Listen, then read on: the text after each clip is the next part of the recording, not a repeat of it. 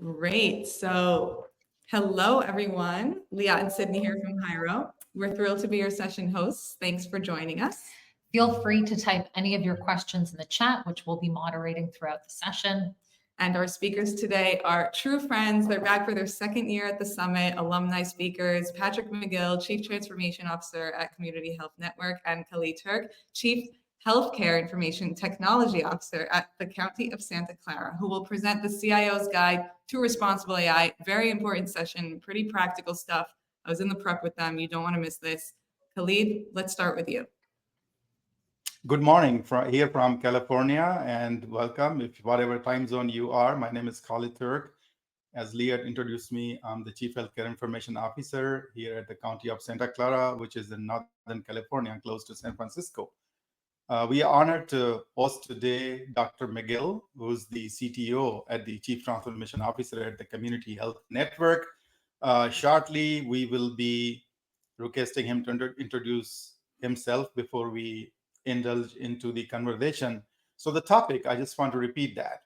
And by the way, before I get there, I should not forget to thank the team Hyro for arranging this second annual virtual DFD conference. Last year, it was a success, and many of the audience learned a lot as we heard the feedback. So we will build on that and continue on sharing the knowledge and also learn from your feedback. So the topic today is CIO's Guide to Responsible AI. And there's a subtitle, Strategies to Overcoming Barriers and Building Trust. So there is an inherent message here that as if there is a non-responsible AI, and if there's a responsible AI, there definitely are barriers or there's a lack of trust. So Dr. McGill and I will hone in into that, but where this topic is coming from. From my perspective, obviously, as we have seen in past year, that AI is everywhere, especially the generative AI. And it is showing immense power to us, the users, especially in the healthcare. But as they say that with power comes huge responsibility. So are we being responsible in using this particular technology? Before we get any further, I would invite our co-host today, Dr. Patrick McGill, to introduce himself. And I'll also request him to explain what is responsible AI. Yeah, so appreciate it. So really looking forward to this conversation. You know, we have so many topics, and you see so many things about AI now, especially with healthcare. I mean, you can't look at anything anymore without AI and healthcare being a topic. So it is exciting, and I think to have this conversation on responsible AI. So, like you said, Patrick McGill, I'm the Chief Transformation Officer at Community Health Network, based in Indianapolis, Indiana. I'm a family physician by background.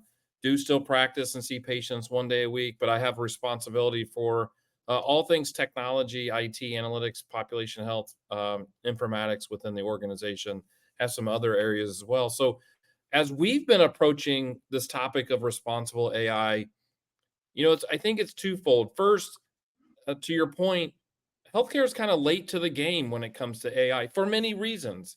I think that we've been a little distracted with the implementations of EMRs over the last decade or more. So we've been building this kind of data set. The second piece that to prepare for AI, the second is, I think, in the field of healthcare and taking care of patients, dealing with physicians and APPs, clinicians, nurses, pharmacists, there's this suspicion about AI, and is it going to replace people and replace jobs? I know we'll get into that conversation a little bit later, but we really approach the concept of responsible AI is looking at AI really more from how do we augment the clinicians, the providers' ability? How do we do it responsibly from a health equity, addressing bias and other things that we have to address? But how do we, at the end of the day, and I say this all the time, at the end of the day, healthcare is still humans taking care of humans. And so how do we layer technology, whether it's AI or other things, into that equation in a responsible way that doesn't disrupt or disconnect that patient relationship, which is still at the heart and the core of what we do every day, taking care of people at some of the most vulnerable times in their life. So those are really the three concepts that we think about. How do we be responsible with implementation of these tools to really make everything better in healthcare, whether it's efficiencies or better clinical outcomes or better experience? So that's my perspective. How do you see responsible AI, or how is your organization taking a look at it? Thank you, Dr. McGill. Great perspective there. From my perspective, we are different from based on our experiences. You have kind of an age there that you are a doctor who regularly sees patients. So you have seen that the patient care area as well as technology. My perspective comes from technology, and then obviously in the patient care, as I've been doing this EMRs and whatnot for 20 plus years. So AI, I see a huge opportunity. Honestly, it's a friend and a foe from my perspective, my vantage point. But I definitely agree that number one, there is this term responsible AI, which really means something, because the word intelligence in AI, where does it come from? It comes from data. And where does the data come from? Data comes from our patients. And who are our patients? Like a diverse community, for example, where I live, work, and serve, we have people that speak about 67 languages, and they come from almost every part of the world. And we have 3 hospitals that provide services. Just trying to illustrate the example here, if I bring an AI solution that is definitely based on data, that data in many cases is not reflective of the population that I'm serving. As we know from the industry research and other information that we have based on scientific facts, that there's a lot of biases in our industry, in our behaviors that are even before or they're preceding AI. And that inadvertently is coming into the AI based on the data. So I take the AI, the intelligence based on the data that is not reflective. So the challenge here is that may not give me the right action to take for the patient that my doctor would be looking at, because that patient may have come from a different race, different background, different skin color, different culture. So all of these biases must be tackled in AI. And how we do that? Number one, we train AI on the diverse set of data that truly reflects our community. When we are having the strategy of buy versus build, we are going to some established vendor, like for example, Microsoft or even Epic Systems, and acquiring a technology without knowing how that model was trained, what was the data that was provided to it. And if that data has any biases, I personally believe they are not intentional. They wanted to build a tool based on the principle of technology, that how the ML and AI works. And then it is pretty accurate when the data set is met. But when I take the same model to the diverse population, I may get the adverse results. So coming to actual question, how we would do that, how we remove the barriers, and how we will build the trust. Yeah, I think that's a Remove the great. barriers, we need to have a diverse data set. Make sure that AI models that we build has the data that truly reflects our patient population. And number two, in terms of trust, make it very transparent. As the Dr. McGill, when he's a family physician, when he is calling an AI module to assist him, again, assist him, not replace him, to call a diagnosis, then Dr. McGill must know that how AI got to that conclusion. This was the data set, these were the parameters that were used, and this is how the conclusion was made. So it's a work that needs to happen between the technology firms and the care providers. Again, I don't have any scientific information, but I believe that there's a pressure for the time to market. So the industry is rushing to put the solutions out there. And I doubt that they are not really taking care of making sure that data truly reflects the population that is being served. Back to you, Dr. McGill. No, I think you bring up some great points, and so let's spend some time unpacking and digesting some of those points that you bring up.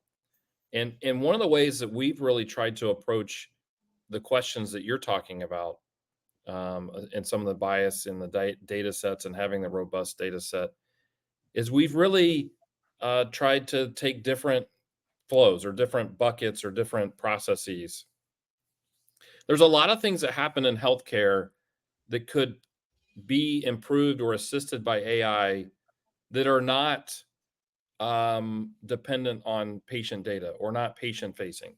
So think about things like documentation, ambient documentation. It's a great example. Scheduling, matching supply and demand, perfect use case for AI. All the billing and the billing and prior authorization and some of those things that are required that are especially on the back end, the administrative services, let's call it that, administrative services that occur in healthcare that consume a ton of resources from health systems, payers, and others. Could those be automated or augmented by AI? So that's one bucket. The second bucket is what you're moving into is when we move into the clinical realm, can we build AI or AI tools that will assist clinicians in making a diagnosis? Maybe it summarizes the chart. So there's more of clinician assistance, summarizing the chart, summarizing the last notes, helping with documentation, like we just talked about. Even in your example, 67 languages, can we help with translation and patient instructions? Things that will help improve the patient experience, but are not making clinical decisions. And then you move into the third bucket of suggesting diagnoses, suggesting next procedures, suggesting medications. And those are 100% are dependent on the data set that they're built on, the models, all of the things that you outline. And so we really have this view of this kind of now, near, and far. And we do a lot of things in now, near, and far with our strategy in terms of what are things that we can do now, those easy, quick wins? What are things that we need to be more thoughtful, really take into some of these concepts around bias and others? And then moving forward into the more complex. And you've raised the question of this black box problem, which I do think makes healthcare a little bit different. When we ask Siri or Alexa or other ask a question and it gives us the wrong answer, what do we just say? That's silly. They don't know what they're talking about, and we move on with our day. When we do that in healthcare and we get the wrong answer, people could be harmed by that, and we have to be very thoughtful and mindful about what the downstream implementations are. So tell me, let's dive into this concept on this black box problem and talk about some of the challenges from your perspective as an IT professional. How do we start to explain and understand these the black box problem in AI? Yeah, thank you. Great question. And thank you for explaining and putting, providing a perspective and putting this problem in 3 different boxes. I also want to illustrate one particular item that you said, that like ambient clinical voice. That's where the AI can listen in the background and document while provider is paying attention to the patient. Personally, I really love that solution. And we here are also pursuing it in near future to implement. One thing that biases run on a variety of things. It's not just race-based, right? It's not culture-based.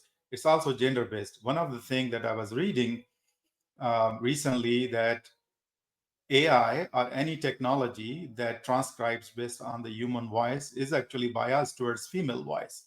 So we have to address it in different things, that for it's tuned to male voices. And when the female voice is speaking, it tends to make mistakes. So to that minor level, we have to make sure that we take away the biases from the system. And again, people like me who have accent, it'll be perhaps time. It takes time for the AI to learn and actually document the way what I meant to say at that time. So there are a few challenges even with the ambient technology that we need to recover over a period of time. To your question, that from a technologist perspective, what we can do about this black box problem. So where this challenge is coming from, as I was saying, that time to market is a big deal. Like 6 months ago, maybe 8 months ago, nobody thought of enhancing their EMR, or maybe 1 or 2 clients with AI. And the time like one of the leading EMR over here is Epic. And Epic announced that they have a partnership with Microsoft and they're going to enhance their EMR. Everybody jumped into the bandwagon and they say that, okay, let's implement. And many organizations, including ours, at least have one or more workflow. So the challenge here is that many of our organizations, for the right reason, have this methodology that buy versus build. We go and get the commercially off the shelves or carts, as they call them, products. We don't know how that product was made.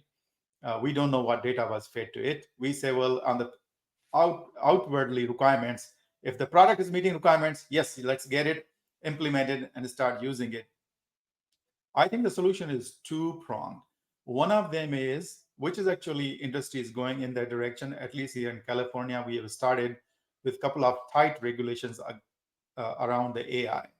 There should be specifications out there by the regulations, like healthcare is heavily regulated environment. Why not the AI? Many people will argue that, well, the regulations stifle the innovation. But in healthcare, the patient care and patient safety comes before even the innovation. And that's one of the reasons that healthcare is always behind the curve when it comes to the technological advancements. And that is for the right reason.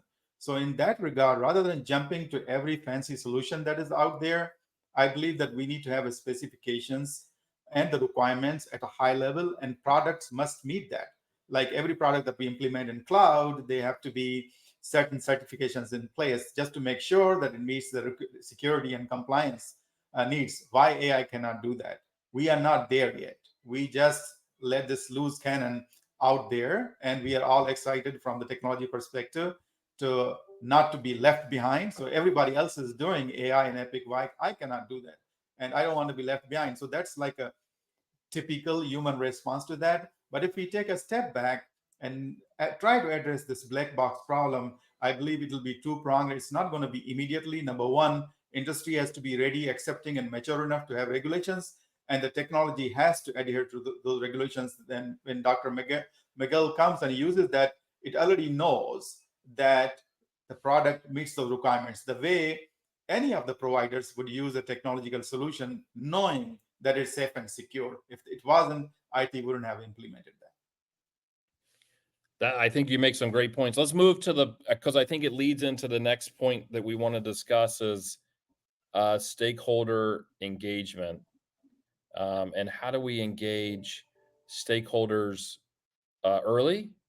What role should stakeholders, whether they're clinical, non-clinical, administrative, what role should stakeholders within our organization or partnerships play? And how can we leverage some of those relationships to your point, to be better together to make some of these tools perform and solve some of the problems and the challenges that we have in healthcare? Yeah, I think from the County of Santa Clara healthcare perspective, I believe we have done a decent job in building a governance in the past 1 year. So we did not just jump ahead and because we already had an Epic EMR and Epic was making these solutions available to us, let's go and implement them. We took a slow and very, what they call, responsible approach to this problem, which was that we put a committee together that oversees all AI-related functionality within the organization, especially in the healthcare. And it constitutes of the compliance team, the chief compliance officer. It constitutes the what we call county council, which is the legal department for us, and then the CIO, and then chief medical information officer or chief technology officer. So the reason I'm saying these roles, basically we have representation from compliance, from legal, from the medical leadership, from the technology leadership. And every solution that is submitted, and over a period of time, we were able to build a checklist. Initially, it used to be just conversation. This is a solution, this is the vendor, what do we know about the solution, how the solution was built, whether there's an access to the data set. In most cases, it's not actually. So once we are comfortable, then the committee authorizes us, the implementers, to make a pilot of this, the solution, introduce a pilot, look at the results, go back to the community, the committee based on the results, and then they will approve us to put in the production. So that approach, I believe, is slower, but I think given the sensitivity of the data as well as the patient care, I believe is the right approach. At least for us, it's working. So we were ahead of the curve from the governance. I believe our AI governance policy was published way early, like about a year ago. And our committee, what we call, interestingly, GARC, Generative AI Review Committee, was also established about a year ago. And we are also letting business and compliance leading it, not the IT. IT has a role in that, a seat at the table. They propose a solution, and then the GARC committee actually has to make sure that it meets the requirements of compliance and legal, and only then we get authorization to implement that. What is your So I'm going to weave a question in from the chat. Do you have a chief AI officer, or who's your singular leader for AI? Is it you? We don't have a singular leader for the AI. We don't have chief AI officer. We don't also, and there'll be a different conversation. Actually, I'm coming from a different conference, which was all focused on the role of CIO. I don't think that we would need chief AI officer. I believe it's a fad, but that's my different opinion for a different conversation. But directly to the question, we don't have a chief AI officer. There is no single person making the call. There's a committee, as I said, that comprises of the compliance, legal, CTO and CIO and CMIO. The doctor also has a seat at the table, and they can, any one of them or their teams can propose a solution that needs to be implemented. Committee reviews based on the principle that we have agreed upon, and we have now a very formal checklist that does this solution meets all of these requirements. And if it does, then we approve it and implement it. So we don't have a chief AI officer either. I probably lean to more of your opinion, where I think it's, we love titles in healthcare, and some of these titles are a fad, and I think they'll come and go. We do have a leader at the director level that reports up through my organization, the director of AI and data governance. So we've attached data governance and AI together. And the purpose of that role is really more about air traffic control for a lot of these AI applications, how we're using them.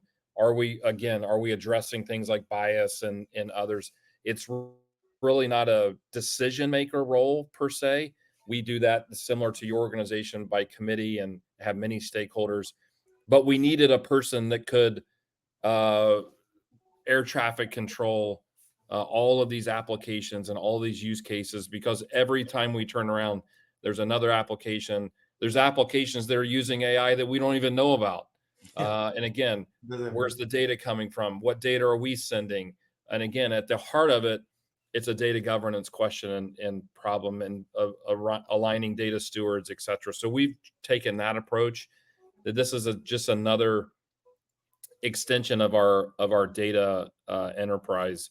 I want to get to another question in the chat, which I think is actually very interesting, and it comes from Stephen Beck. So it says, it sounds like you both support a human in the loop for clinical care solutions, but how about opportunities for human on the loop, where the AI can run and the human steps in? So I agree. I'll start. I agree. We've taken more of a human in the loop approach, more of that augmentation of the clinical workflows. But we actually have started to partner with a couple companies on this concept of human on the loop, where the AI is actually running and doing a lot of things, but there's a very quick off ramp to engage a human if necessary, depending on what the workflow is and what the questions being asked. How about you? Have you guys taken a different approach, or what are your thoughts on human in the loop versus human on the loop, or human in control, that third concept? Where we are mostly is a human in control, not getting to the realm of human on the loop. Human in control means that we strictly believe, at least for now, that AI is to assist, not in replace or even run on its own.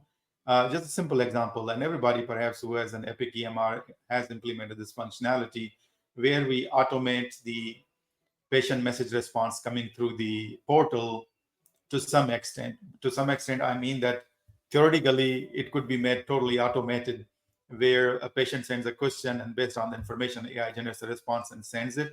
We do not allow that. We want a human, a doctor, actually review that before they hit the send button. So for near future, or whatever I can see for now, we will be working in the area or working in the realm where human is always in the control. We are not at a point where we can let the AI. And I also want to briefly touch upon, perhaps I spoke too soon regarding the chief AI officer. I think the right answer is that it depends. And why it depends upon? For us who are procuring, for example, us means any customer that is procuring, we are not an IT shop. Even my title is an IT. Our job in IT is to enable business to use technology. But if you are building technology to be deployed in healthcare organizations, you are welcome to have a chief AI officer. Go ahead and do that, because they will need somebody over there that knowledge and a focus. But for us who are mostly procuring the products and services and implementing, for us, I don't believe that there is actually a need for chief AI officer. So I appreciate the clarification, and I actually agree with that. I think if you're an organ, and I think we should probably clarify. I think it does depend on the organization. So I don't think every organization needs a chief AI officer. I think there are academic institutions that have partnerships with universities that have 100 data scientists that are building models. Yes, they probably do need a chief AI officer, right. Somebody that's over that organization, that's monitoring the application, the build and the applications, et cetera. For a community-based health system like us, I don't know that we need it. It sounds like for your organization, probably not as well. But I do think there might be, I don't know what the title is. There might be roles or others, other titles or other roles. There needs to be that of some of those applications. So let's go with another question that's in the chat. I know we're coming up on a few more minutes. One of the questions was, when we say many health systems are behind in incorporating AI, what specific cases do you see your organization using AI, utilizing AI the most today, down the road a few years?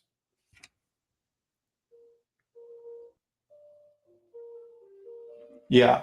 So do you want me to take it, Dr. Yeah, McGill? you can take it, or I'll take. I mean, I'll say from our organization, when I say health systems are behind in AI, I think it's we have AI, and like you started the conversation, we have AI in all different aspects of our life, whether it's GPS navigation, all these other types of tools. We've become used to it, but I think that healthcare has been a little bit delayed for justified reasons. The data bias, again, the way healthcare is delivered, those reasons. And so that's when we say that we're delayed. I don't think it's been an intentional delay. I think part of it's been technology, and really until we've really unlocked this next generation of generative AI, we've been a little bit hamstrung by the way the data is constructed in the EMRs, et cetera. But I do think that, when you say that 85% of healthcare data is unstructured data, it lives in a note or a narrative text. We really needed generative AI to be able to understand. I think the other thing in healthcare that's different from other organizations or other industries, I should say, is context. Context in healthcare is so important. And I think until you have AI technologies that understand that context, that's why we've been behind. I don't think it's been intentional. I think it's just been this kind of perfect storm of barriers. But, use cases, I think it's many of the ones that we've talked about. I think clinician assistance. I think really removing or reducing a lot of that operational burden that we have on health systems and in healthcare, that waste. I think those are the ones that we're most excited and really bullish about. So how about you? Yeah, great explanation there, Dr. McGill. And I think the time is coming up, so I'll be very, very quick in that regard. And I think our experience would be, I think Leah is here to tell us that your time is up. So I will just quickly sum up this session. Thank you, audience, for joining us today. Thank you, Dr. McGill. It was a pleasure talking with you. I just want to end with one very, very quick anecdote here, or analogy, if we can do that. Recall the Industrial Revolution of 16th and 17th century.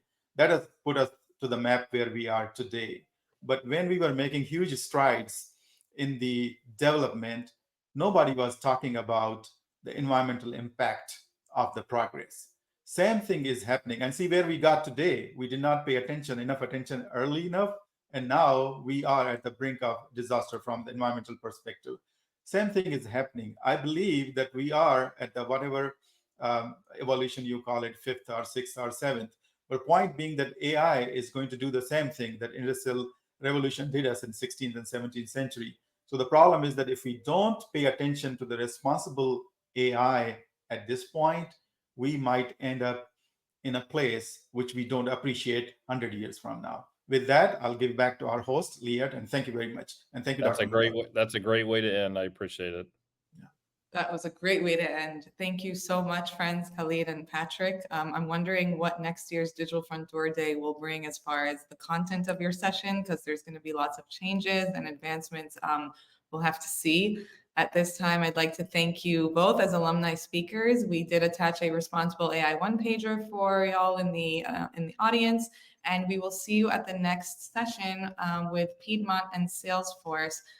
We'll be joined by Dr. Lacey Knight, redefining patient care at Piedmont Healthcare, enhancing access with a 360-degree patient view. Thank you all, and see you in the next session. Thank you all for listening in. Thank you both. Bye.